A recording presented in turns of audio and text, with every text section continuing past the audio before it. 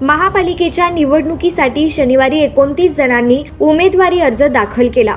यामध्ये माजी नगरसेविका नूतन गायकवाड, परवीन इनामदार यांचा समावेश आहे। दरम्यान अर्ज दाखल करण्यासाठी सोमवार आणि मंगळवार असे 2 दिवस राहिले आहेत। उमेदवारी अर्ज दाखल करण्यास मंगळवारपासून सुरुवात झाली आहे।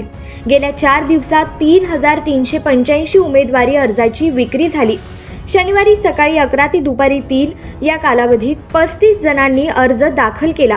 यामध्ये राष्ट्रवादी अजित पवारच्या नूतन गायकवाड, परवीन इनामदार यांच्यासह वसंत जाधव, नरेंद्र कुमार गावडे, मनोज कुमार तम्मेवार, दीपक शिंदे, मोहम्मद कुरेशी, आसमा बेलीफ, जुबेर हिरापुरे आदींचा समावेश आहे। अर्ज भरण्यासाठी 3 दिवस गर्दी नव्हती, मात्र शनिवारी निवडणूक कार्यालयात वर्दळ दिसून आली। उमेदवारी अर्ज भरण्यासाठी मंगळवारी 30 डिसेंबर शेवटचा दिवस आहे।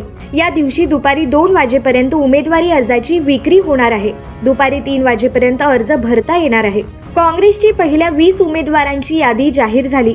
रविवारी आणि सोमवारी उर्वरित सर्व पक्षांची यादी जाहीर होणार आहे। त्यामुळे उमेदवारी अर्ज भरण्यासाठी सोमवारी आणि मंगळवारी नॉर्थ कोर्ट प्रशालेच्या आवारात मोठी गर्दी होण्याची शक्यता आहे। त्या दृष्टीने या परिसरात पोलीस बंदोबस्त लावण्यात आला आहे।